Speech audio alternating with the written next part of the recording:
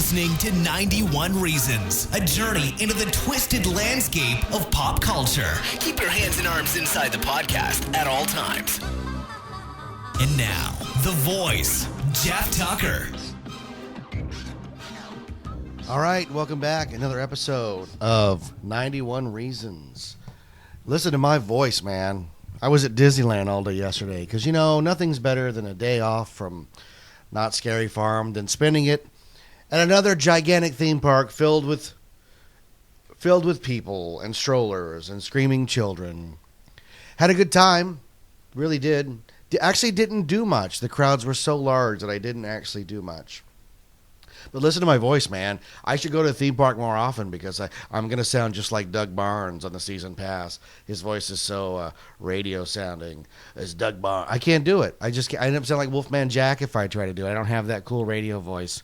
But you're not tuning in for the cool radio voice, right? You're tuning in for movie and film dissection and pop culture celebration. And that's what we do here on 91 Reasons. Now, I do have to say a big thank you yesterday to my friend David, who got us into the Aladdin show, which was fantastic. We had front row seats. Got to see a good friend of mine, not a good friend, but a guy I know, Scott, played Jafar. So that was really cool. I even sort of squinted and saw what part Robin played, another friend of mine, when he was in the Aladdin show. And a little bittersweet, too, only because you watch the Aladdin show and all you can think of is Robin Williams, so that's a real bummer. But the show was great, and then David also managed to get us into really great seats and quotes, for World of Color, a show I said I would never wait in line for, and I'm sticking to that. I would never wait in line for a water show, but Dave was kind enough to hook up some great seats for it, so we got to see it waiting only about 15, 20 minutes instead of the 2 hours that most people wait. And I don't have the theme park patience for that, having worked at one and even worked at Disneyland very briefly. I just don't have time for that. I don't have zero patience. But Disneyland was a lot of fun. We went on Star Tours. And, Star Tours has that randomizer on it, so you never know which sequence you're going to get. And sometimes we've gotten really good sequences all in a row. And by good, I mean original trilogy. Yesterday, all we got was Kashyyyk and Coruscant. And, oh, God, was it terrible. The ride's fun and, it does what it's supposed to do. But if you're not engaged by the material itself, all the pretty wrapping paper in the world is not going to make it any better. So we also ended up getting, there's a point where they reveal who the Rebel spy is, and then there's a hologram, in quotes, that appears in the cabin. And, the Yoda one's pretty good. The Carrie Fisher one's amazing, because whoever's doing that voice really nailed Carrie Fisher's voice. But, man, we got Admiral Akbar, and he looks terrible. Whoever animated that did not work long enough. You know what he looks like? He is the animated equivalent of the Microsoft Word paperclip. The one that says, "Hey, I noticed you're writing a letter." That's the Admiral Akbar. That's what he looked like. He looked terrible. His mouth just went up and down like a puppet. Like even the one in Return of the Jedi, which is a puppet, enunciates to some degree. And if you've ever seen from Star Wars to Jedi, the making of a saga, you see the guy enunciating, no ship can penetrate it. He's working on it. This cartoon one looks like, look, we got Yoda, we got Leia done. Somebody do Akbar. You got time? Before lunch? All right, good. Johnson's got it before lunch. That's what it looked like. But you're not tuned in here for Disneyland talk, are you? That could be a whole nother episode. And isn't that what I do? Is tease whole other episodes, Jeremy? Is someday I'll get to all these episodes? Somebody who's listening to these should put together a list of all the episodes I have said I'm going to do. That way I don't miss any. And put it on the Facebook page so I can get to some of these. I got home late last night, and I was intent on watching a movie so that I could have something to talk about today. Because, during Not Scary Farm, I work really long hours, and my brain turns to mush. And it's very strange to be standing somewhere talking movies with somebody and not be able to come up with the actor, the director, the studio, the release date, whatever. Because normally I just rattle that stuff off. But I've had a lot of trouble the last couple of weeks, only because I'm not getting any sleep. I'm getting 5 hours of sleep, maybe, if I'm lucky, and then I'm right back at it. So bear with me when I say that I had to watch the movie last night just to get a refresher course. And I could have watched, I was going to catch up on Batman and do Batman Begins, but, it's so long. And I just knew I would end up falling asleep, and no one wants to hear my half-asleep review of Batman Begins, 9 years after the fact, right? No, instead, let's go all the way back to 1995. 19 years to review Kevin Smith's second directorial film, Mallrats. Now, I have to say, it's easy to pick on a movie like Batman and Robin, where it's just universally loathed, and the people who like it are looked at with strange and accusatory looks. You like what? You like Batman and Robin? What's wrong with you? Were you dropped on your head as a child?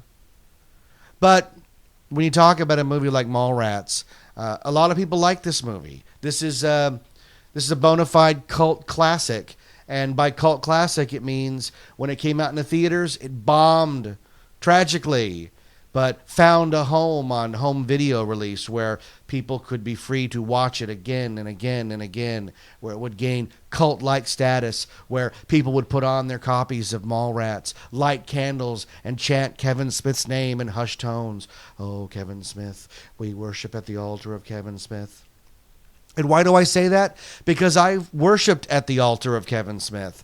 I've seen every one of his movies. I have quoted them incessantly. But even a guy like me can look at a movie like Mallrats, and even here's the thing with Mallrats. Before we even start, and even though we're almost 7 minutes into this thing, we're gonna have to say right off the bat, I'm gonna destroy this movie a bit because it's always gotten a pass, and it's gotten a pass because we really like Clerks. And when you really like a film like Clerks, and then you make a movie like Mallrats that's constantly referencing Clerks again and again, it gets a little bit of a pass. But if you look at Walmart, the hell? See, there it is, folks. I'm really tired. If you look at Mallrats just on the basis as a standalone film, it's pretty mediocre. It's pretty bad. It's almost as bad and cloying as Empire Records. And I think Empire Records is actually better. We talked about Empire Records last show because it was the big studio answer to Clerks. Well, this is Kevin Smith's big studio answer to Clerks. And oh man, was I excited for this movie when it was announced. I remember I used to get Wizard magazine every month at the comic book store, and gosh, there were some issues of Wizard. This is obviously way pre-internet. This is the only way you got comic, movie, toy news.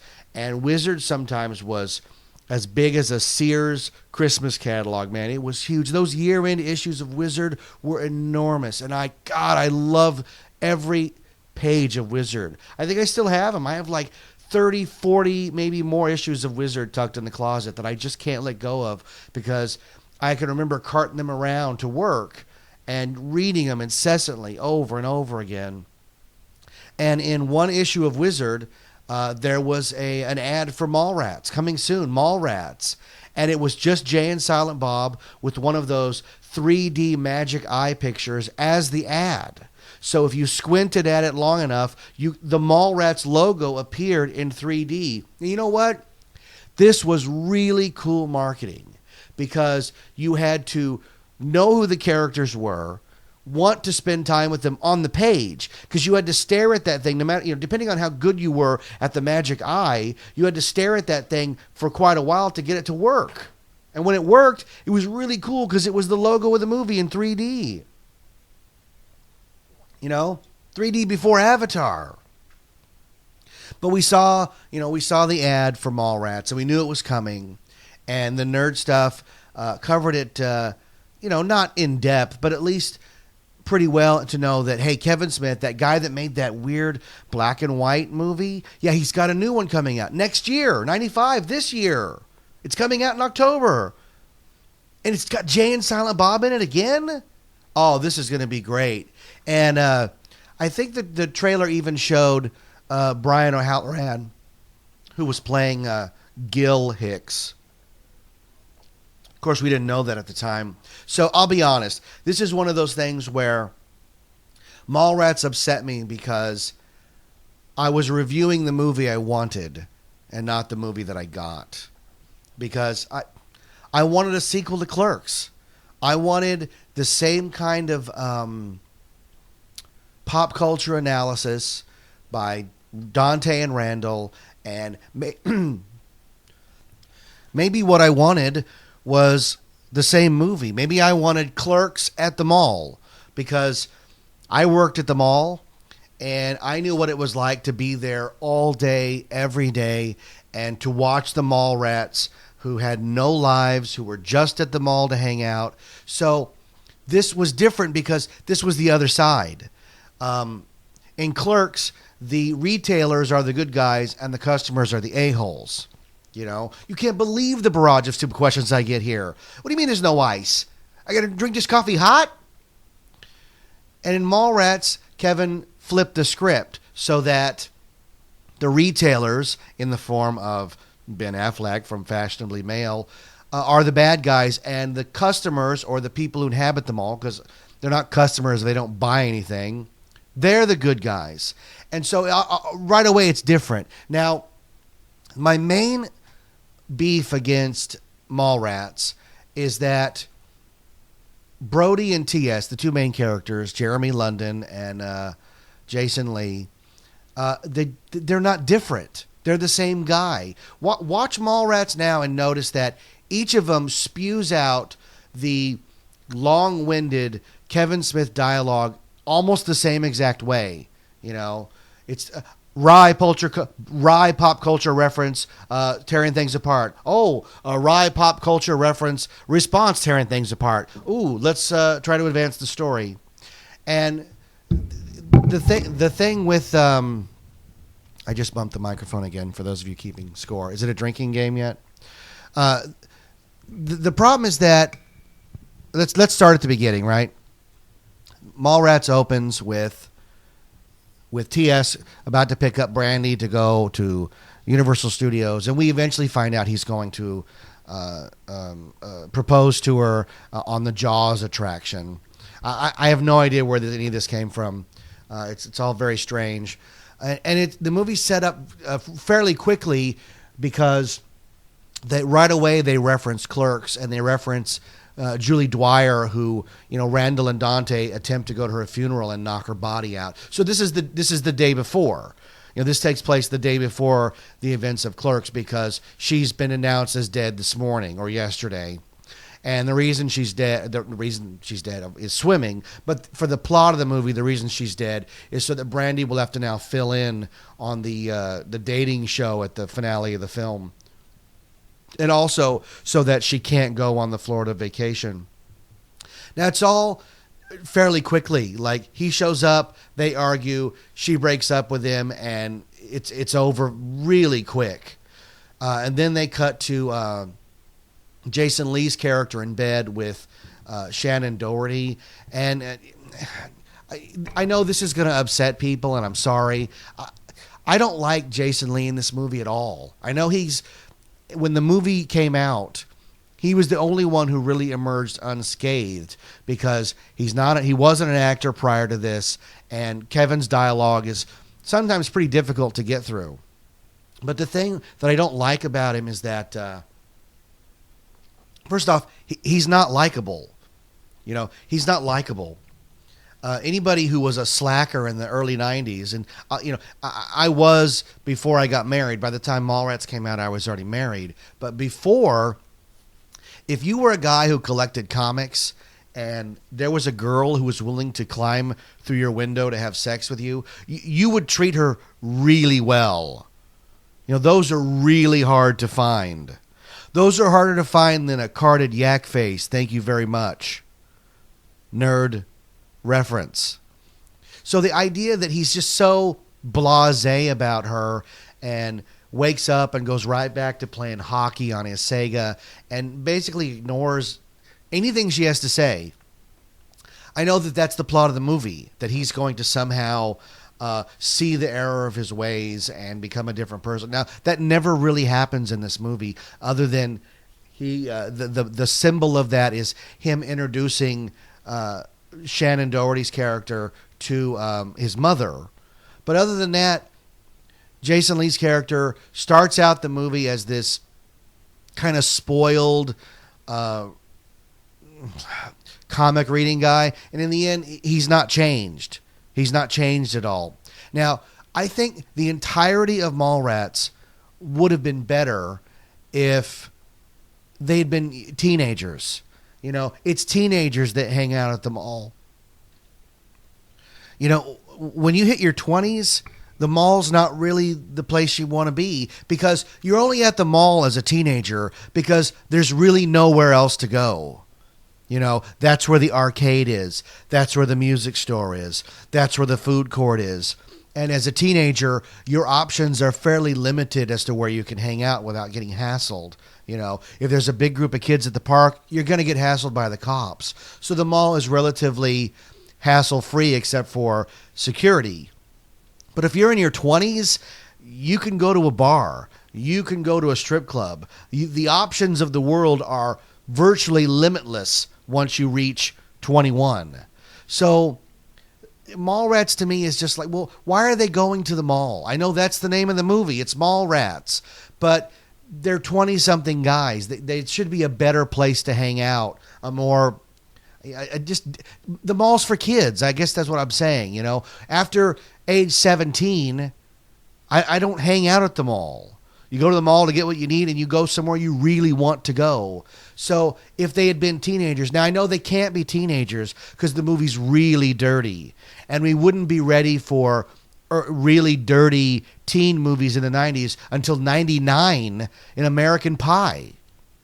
Before American Pie, teenage movies had been reduced to She's All That and Empire Records and really homogenized, squeaky clean, you know, Can't Hardly Wait, really squeaky clean, who will she pick movies. And there weren't a lot of nudity and dirty, you know, when he has relations with the pie, it sort of signaled that the teen movie had come back. And we're going to make these dirty movies. Now, I didn't know when American Pie came out that we would go down this road where it was just going to be an endless stream of male nudity and trying to outgross, not box office, but gross out, you know, nudity and body fluids. Like, that's just not my thing.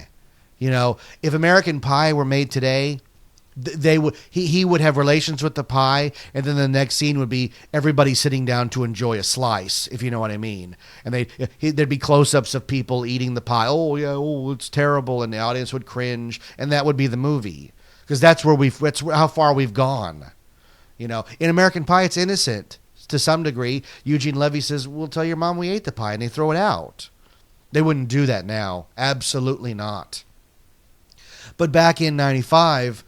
You know, the movies like that weren't around. We're 4 years away from it. So in order to do, you know, the very brief topless scene or the implied sex scene in the elevator or just the terrible the use of language in it, they got to be 20-somethings in order for the studio to feel comfortable releasing it and for the MPAA to give it an R. So the tone of the movie is all over the place because we've got 20-somethings hanging out at the mall, and everybody talks the same. That's the one real issue I have with this movie, is that in Clerks, Dante Hicks is an uptight, by-the-book rules guy who finally takes a chance on Caitlin, and the universe smacks him down so hard. And Randall is the carefree, happy-go-lucky guy who does whatever he wants, and in the end, by doing that, ruins his friend's future. And they both learn a lesson and see things a little differently. In Mallrats, everybody spews the same pop culture reference jargon, long-winded speeches over and over and over again. Ben Affleck's character has these really, his mouth is just full of, I don't respect anybody without a shopping agenda, and it's really strange. And the other thing that Mallrats really suffers from is that they cut out like 20 minutes at the beginning. There's a whole new beginning where Brandy's dad, Mr. Svennings, is throwing a party for the governor, and there's people in costume, and T.S. accidentally fires off a shot from his musket, and everybody gets in trouble. And that makes, that the whole movie makes sense if you know this, because it makes sense for Jay to call him a killer, and it makes sense for Svenning to hate him so much, because what do fathers hate most? Guys with no idea for the future, no prospects, and they're only looking at the daughter for one thing. Now, that's not the case in this movie. At the beginning, T.S.'s intention is to marry her. He's not trying to score with the prom queen on the big night. He's not like got a notch on his bedpost like, that's the girl I'm going to get. No. He wants to marry her. What father would be upset with that? You want to marry my daughter? Are you serious? That's a noble thing. So he hates him because of the governor's ball being sabotaged. And it also explains why, for no apparent reason in the movie, when you call the cops, they arrest people just for hanging out at the mall. T.S. and Brody are just arrested for no reason. The cops are called, they show up, security is running after them. Like, it doesn't make any sense unless this is the guy that tried to kill the governor the night before. Then he's a known criminal, he's a known suspect. We got to keep an eye on this guy. So it suffers from it. But you know why they cut it. You can't make a movie called Mallrats and then not get to the mall until 30 minutes in. Then people are like, well, are they ever going to get to the mall? That's why in Jurassic Park, you see the, I'm going to say Brontosaurus, but I know the name's been changed to Brachiosaurus. When I was a kid, they were Brontosauruses. So like Pluto being a planet, they remain Brontosauruses to me. Sorry. But that's why they show you those dinosaurs right when they get to the island. Because if they had waited till the tour, we would have all been like Ian Malcolm by saying, are there going to be any dinosaurs on your dinosaur tour? So if you name a movie a certain thing, you got to get to it. You got to get to it. Unless you're doing a movie like say Music Box, which I'm sure nobody in this audience has seen, which is about a guy being tried for Nazi war crimes. And the Music Box in question doesn't even show up till the last 6 or 7 minutes of the movie, But it was written by Joe Esterhaus, so I had to go see Music Box, because at the time I was a Joe Esterhaus fan. Not so much anymore. But at the time, the guy was the highest paid screenwriter in the world, so his movies you paid attention to, especially if you were a writer. But Mallrats continues. They go to the mall. I'm trying to breeze through the plot. I mean, if you are listening to this podcast, you know the plot, so it's not doing you any service by encapsulating the movie again and again, right? But here's the reasons I don't dig it, and then you can just rattle them off. First off, what the hell happened to Jay and Silent Bob? Why is this movie a cartoon? It's just a goofy, silly cartoon movie, and Jay and Silent Bob are like front and center of the reasons, especially Jay. This is, I said it in the beginning, this is the big studio version of Clerks. And the fact that the guy who made Clerks is at the helm makes it even sadder, because watch Jay in the movie. Like, who is that? In the first film, Jay's understated. He says some funny stuff. He invites Dante to go get high and then yells at him when he's rebuffed. In this one, he's reduced to just catchphrases. Snoochies, boochies. And I don't know if... Well, I know that there was some contention that maybe Jay Muse shouldn't play Jay, which is stupid, and they were going to hire somebody else. But thankfully, that didn't happen. But why is he directed to be this cartoon character, this one-liner spouting caricature of the guy from the first movie.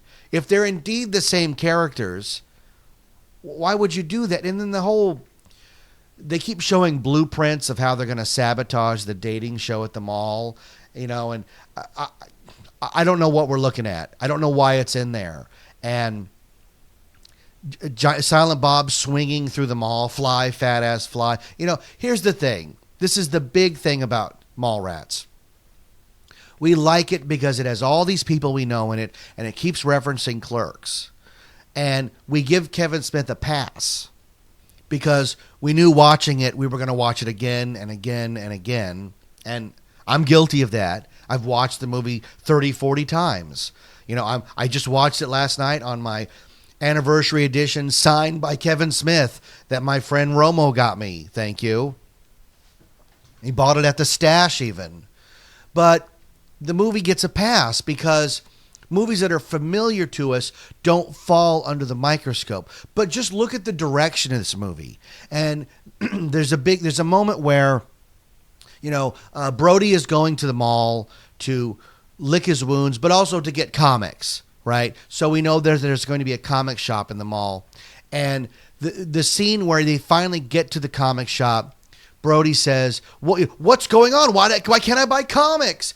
And then he's shown having a scuffle with Walt and Steve Dave. And it's all very funny and very familiar because we like everybody. But there's no direction to the scene. He says, why can't I get comics? But then they don't show us until a few beats later that there's a line in front of the store.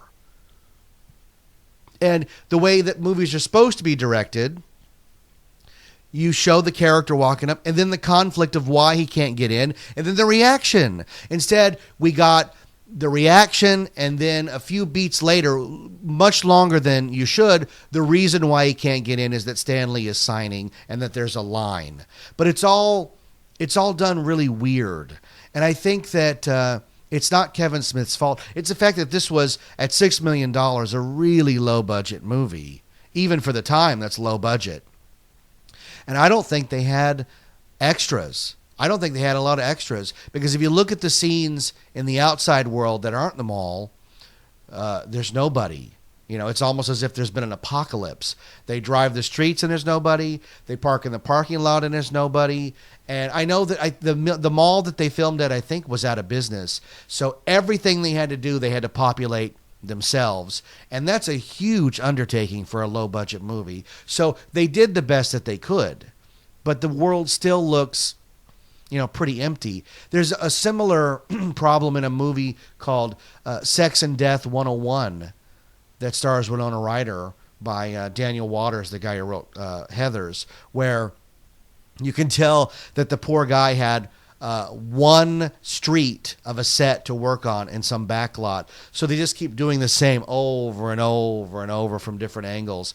And Mallrats suffers a little bit from that too. Like, you can tell that they didn't have the whole mall. They only had a few select shops. Now the music shop behind the Trish the Dish scene looks fairly legit. So maybe the mall was partially open and they were lucky on a few of those shots. Because like the hairdresser shop and the music shop look open. But, the rug shop and the cookie shop, even the pet shop, they don't look like they're open for business. They look like movie sets without enough money. But that's not Kevin's fault. He did the best he could with the budget he was given. And him and Mosier, they probably worked their butts off on this movie. They probably lived at that mall. And you know what? In 1995, if someone said they were going to give me $6 million to make a movie, I'd have made a movie just like Mallrats. So I'm not saying I hate this movie. I'm just saying that when you look at it with new eyes, it does have a lot of problems, a lot of just weirdness to it. God, I just hate what they did to Jay in this movie. And to some degree, Kevin Smith, Silent Bob's character becomes this I don't know, almost silent movie actor where he's very, his face has big expressions and he's like this lovable drug dealer. I don't know. Like Jay and Silent Bob are drug dealers. That's not glossed over because at the end, Jay gets rid of the contestants on the dating show by giving them drugs. And yet they're portrayed as like these Rosencrantz and Guildenstein of the mall. We're like, well, we're going to bumble our way through another adventure. Well, they're drug dealers. They're drug dealers. I don't like what they did with Willem. You know, I know that Willem in the first movie, Snowball and Clerks, becomes the guy who can't see the 3D picture of the sailboat, and that's the whole plot of what he does. And that's one of those things that it was funny for a couple of scenes, but like by the end of 90 minutes, you're just let him see the stupid sailboat. And I know that that's the plot. Like he's going to knock the railing that knocks the tape that lived in the house that Jack built. I get all that. I get it because I know how scripts are put together. I've written a few myself. But it just comes like that's it. His whole story arc is he didn't see the sailboat, and then he doesn't even see it. Maybe if he knocked his head, knocked the tape, and then looked over and said, I see it. I see the sailboat. I knocked myself in the head. And then they reveal he's really looking at a sailboat. Like there's a sailboat in the mall that's like win me with a entry form box. Maybe that would have been different, you know, but they don't have that kind of money. And some of the editing is real choppy, like I said. The scenes between T.S. and Brandy in the beginning that are intercut with her dad naked doing kung fu. Like, it doesn't make any sense. I know it sets up that he's out of balance and you're not supposed to like him because he's doing naked kung fu for some reason. But it just, editing-wise, like, it doesn't make any sense. Like, all of a sudden, we're seeing something else entirely. And, you know, the Ben Affleck character hates Brody because he has no shopping agenda and wants to beat him up the whole movie. Like, I know you got to have a bully. You got to have a Biff. And Affleck's a great Biff, especially because this is really early in his career, and he's kind of doughy, and he's really imposing in size. But they're never shown, like, why he hates him so much other than in dialogue, I don't like people without a shopping agenda. Well, that's it? Well, you could beat up anybody in the movie. The movie's called Mallrats. No one has a shopping agenda. And some of the other stuff's just weird. The scene that's pretty funny where Brody's talking about where to put your arm when you're spooning. Like, and then the clerk says, you know, I know how he feels. That's all pretty funny, except he talks about the wrong arm. If you're spooning somebody, the arm on top is fairly comfortable. It's the arm on bottom that falls asleep and that you need a place for it to go. And why even now they make beds with a slit so you can stick your arm in it. I'm not kidding. Look it up on Google, Jeremy. They make a slit so you can put your arm in it so that it doesn't fall asleep. So that scene's a little wonky in that you're like, well, isn't he talking about the other arm? And then it's over. So you're moved on to something else, right? But the Tristan Dish sequence, like, I know why it's there for the plot. I know that she's going to have sex with all these guys and tape that so that we can use the tape later. But why would a girl on a book research project with the full blessing of her parents, knowing she has to have sex with all these men from some age to some age, suddenly having sex with Affleck is illegal?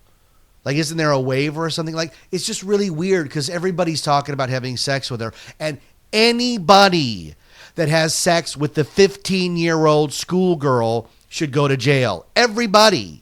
Not just the one guy that we hate in the movie. So all of it's really sloppy writing. Like, we're told to believe something because we're told, and that's the way it's going to be. Even if we try to argue, like, well, that's not really logical. No, that's the movie. That's the movie we're making. Okay. And I've already said I don't really care for Jason Lee's character in it. I don't care for Jeremy London's character in it. Watch the end of the movie where he's on the dating show with her, and this is finally his one shot to make up with her. And it's really badly directed, too, because we only get a one shot of Brandy and a one shot of T.S. We never get the full shot of the game show while they're talking, and it's really like, this must have been filmed on different days or something. But watch how he talks to her. Like, he's never apologetic. He just yells at her, you shouldn't let your father dictate when you're going to break up with your boyfriend, like all this stuff. And it's like, well, what girl would respond to that? Me, the audience member, as a guy, I'm not responding to it. So the woman in question should just get up and go, look, dude, you're yelling at me because I broke up with you and somehow that's not what you would have done. So I'm supposed to, I take you back and we'll get married on the Jaws attraction. It's so illogical. He's such a jerk from opening scene to end scene. He never changes. In fact, he even gets worse. Like he's a big jerk. And the thing with Brody's character is that we sort of get the idea that Shannon Doherty's character likes that he's a jerk because the meaner he is to people, the bigger her smile. And I'm not sure what that says about her. Like this poor guy Gil, Brian, that we really like from Clerks, and he's playing, I think, Dante's cousin or something, somebody named Hicks. He's a brother, a cousin or something. And he's saying nice things to her. And the nicer he is, the more mean Brody is to him. And I know as the audience, we're supposed to be on Brody's side because we've spent the whole movie with him. And this other guy is being very flowery and very complimentary and everything that we're not supposed to be into because we're Brody, we're the audience. But Brody comes off as just a bully. He just tells this guy, shut the F up over and over again. And it's like, well, this is how the game is played, dude. I don't know what's going on and why you're so angry. Why is Brody so angry at everybody? I have no problem with angry characters in movies. They're usually pretty funny, but they're always tempered by other characters around him that are semi-normal. And we're also rarely asked to identify with the really angry guy. Everybody in Fight Club is angry. But they have moments where they step back and go, this is why we're doing this. We're going to fight each other because we have no purpose, because we were raised by single moms, and we're angry at the system for allowing our fathers to walk out on us and do this to us and create a whole generation of men with no direction. But Brody's just angry because he's Brody. He yells because they don't have boards in the comic bags. He yells because he needs free soda at the mall. Like, what's going on? What is this? And the scene that everybody remembers from Mallrats is the stink palm scene. And it is funny. The stink palm scene is funny. But watch the movie today and see how long it goes on for. That stink palm sequence is the whole end of the movie. From the moment he stink palms Svenning is sick and grotesque the rest of the movie. And it's like, gross out stuff like that should be hit and miss. And again, I know from the mechanics of the script that we need to take Svenning out so that when T.S. and Brody take over the dating show, he can't just get up and stop it. Because if it was Svenning normal, he would just get up and throw them out. But because he's incapacitated from vomiting, he can't get up and stop them. So I get why these things happen. But maybe the problem is that they're just not good enough. There needs to be raise the stakes, better things to do. And even if they did raise the stakes or come up with more ingenious ways of sabotage, we don't care. Or at least I don't care because I don't like these characters. I like Dante because we've all been forced to go to work on a day that we don't want to go. But these guys are just at the mall to cause trouble for everybody. And I guess maybe I was just too old. And isn't that sad at 23, 24, too old for a movie like Mallrats? Because they're just not likable guys. They're abusing everything in the mall. Even Joey Lauren Adams' character at one point is trying on underwear over and over again.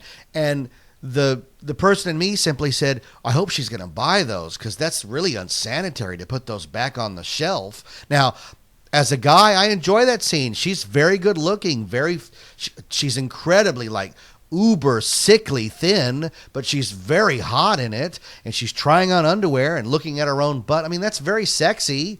we get to see her topless, and you can see why Kevin fell for her and had to write his next movie for her. Like, we get all that. And she's got that cute little baby voice. You know, we all like that. But if all you're thinking of is, oh my God, that's unsanitary, then you're out of the movie. And I'm out of the movie. I'm out of the mall. That's a bummer. I don't want to be out of the mall. And they do go out of the mall. They do go to the Dirt Mall, which is the flea market. And there's a really neat scene where TS tries on a Clerks production hat. And that's, you know, that's for us, the fans. There's a whole lot of gimmies for the fans. And Kevin's really good about that. And that's, again, that's why this movie has a following. You know, because it's connected to Clerks. It's connected to the View Askew universe. So it gets to be included. Like, hey, Clerks, get in. Hey, Chasing Amy, get in here. And Jay and Silent Bob Strike Back, get in the car. Clerks 2, right over here. Mallrats. Come on, Mallrats. Yes, you're part of it too. No, come on, hurry up. That's what it is. It gets dragged along. And it doesn't fit the rest of the movies. The tone is all over the place. It has that weird American Graffiti wrap-up where we get to know the fates of all of our characters. And we get to see poor Ben Affleck, who's been trying to anally rape most of the women in this movie. He gets to have his own version in prison. Like, it's really weird. Like, what did he do so bad? Except try to woo a girl and have sex with her. I mean, that's what 20-something guys do, right? But he's the bad guy because he represents the mall and the authority at the mall because he works for a living. How does Brody get all those comics? I know his mom's paying for rent at the house and he's got a Sega system, but who buys all those comics? I bought a lot of comics in the early 90s. Man, did I buy a lot of comics. I bought so many comics that I recognized every comic artist in the opening credits because I bought all their work. Mike Allred, J. Scott Campbell. Oh, man, did I love me some J. Scott Campbell. And when they show Joey Lauren Adams in the Gen 13 costume, I prayed that was in the movie. Oh, can we put her in a Fairchild costume from Gen 13, please? Can we? No, sorry. It's just the credits. Oh, bummer. Oh, well. And we get a really fun cameo from Stan Lee, who is the moral center of this movie and the only sane voice anywhere. And he tells, come on, true believers. He tells him the story, and Brody is supposed to glean some insight from it and stop talking about superhero genitalia, which is fun because, a lot of people want to ask Stan those kind of questions, and he politely rebuffs them, which is really nice. And it is great to have a guy like that in this movie. But the rest of it, not so much. Not so much. I don't understand the topless psychic scene. I know it's in there to get some more nudity in the movie to ensure that R rating because maybe the language wasn't salty enough. And, it is. And what's interesting is that the salty language in Clerks seems fairly organic. And the salty language in Mallrats, God, it's all so forced. And it's all so forced because a lot of it comes out of just anger. Again, Brody's an angry guy all the way through this movie. And he's almost the archetype of every character Adam Sandler has played. Like, if they had made Mallrats a few years later, Adam Sandler would have played that part. Because Adam Sandler only plays guys who are silent or full of murderous rage. And that's Brody. Like, he's just angry. He screams the F word. What the F is this? And I don't identify with people like that. I don't like to be around people like that. So 90 minutes in a movie trapped with that guy is more than enough for me. And when he has sex with her in the elevator, you just want to say, like, well, what's going on here? Who's right and who's wrong? What kind of signals is she sending out? She's going to have sex with him in the elevator, but she still broke up with him. She hates him. She loves him. Like, everybody deserves all of the misery that they bring upon themselves in this movie. It doesn't make any sense. And I know it's not supposed to. I know in the end, as we wrap up this episode, that Mallrats is supposed to be this fun romp through the mall during the day where the Easter Bunny gets savagely beaten and Willem, who can't see the sailboat, destroys the poor salesman's kiosk, and we bang on the glass at poor kittens who are actually shown like responding to it. But it's just a romp because it's tempered with scenes where Jay and Silent Bob use Batman's gun to grapple themselves into the air, or he flies through the air as Batman and bursts through the wall of the store again and again. Like, it doesn't make any sense. And again, look, I'm the one in the wrong here because I know that a lot of people really like this movie, and it bothers me to sit for nearly an hour and tear it apart. But that's film, man. That's film. You know, watch Heathers. Heathers is a fantastic movie, and it's very well directed. And Michael Lehman, after Heathers, was brought into the studio the way Kevin Smith was brought into the studio system, and it was like, what movie are we going to do next? Kevin Smith thankfully picked a script he wrote. You know, he picked Mallrats. Michael Lehman was given Hudson Hawk, and we know how that turned out. God, that's a terrible movie. Badly directed, badly edited, badly acted. So at least when Kevin made the jump into the studio system, he didn't bite off more than he could chew. You know, a $6 million movie set in a single, for the most part, location, you could handle that. Yeah, the tone's all over the place, but the movie's called Mallrats, and showing a movie about people doing nothing in a mall, at that, it succeeds. It really does. But I do have a question for you. If the goal of T.S., Brody, and Jay and Silent Bob was to pull the pin so that the set would fall, were they worried about killing anybody? Were they worried about killing anybody? That I have to ask. And why does Priscilla Barnes, who already ruined License to Kill, Sanchez, right? Why does she eat the nipple that she pulls off of her? I don't understand. Is it like it's gummy, like she has 100 in a box? Like, is it gum? Like, I don't know. It makes zero sense other than it's just weird for weird sake. And I'm a fan of that, don't get me wrong. But in this case, I have no idea. I know that for whatever reason, she's fulfilling the Silent Bob part because she's the one who stops and gives them the advice they need to hear so that they can then go and make the right decision. And in Clerks, it's Silent Bob who does that. Of course, it's too late in Clerks. But in Mallrats, she's the one. It doesn't make any sense. I have no idea. And why it's Priscilla Barnes, I have no idea. Maybe, you know, we all watched Three's Company, and maybe Kevin had like a moment where it was like, we can hire this woman to be topless from Three's Company? Oh, we're all about it. You know, and if that's the case, it should have been Joyce DeWitt, if you know what I'm saying. Anywho, I think I've trashed it enough. I'm sorry if I upset you, because I know I just talked to somebody about doing this, and Jeremy said, one of the listeners said, but I like that movie. I grew up on it, and, you know, I'm sorry.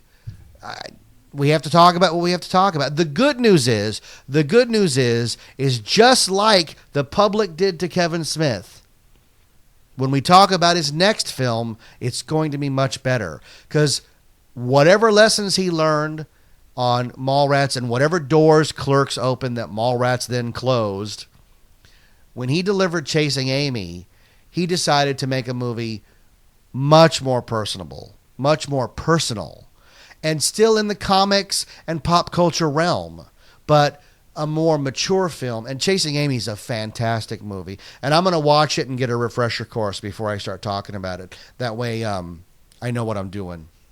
But, you know, God bless Brian O'Halloran for playing Gil, because it's a thankless part. Where's Jeff Anderson? I don't know. I've listened to the commentary a few years back from Mallrats. I watched all the deleted stuff. So, you know, I enjoy these movies, and I enjoy immersing myself in the View Askew-niverse. I really do. But I'm not sure where Jeff Anderson was, if they offered him a cameo and he turned it down or whatever.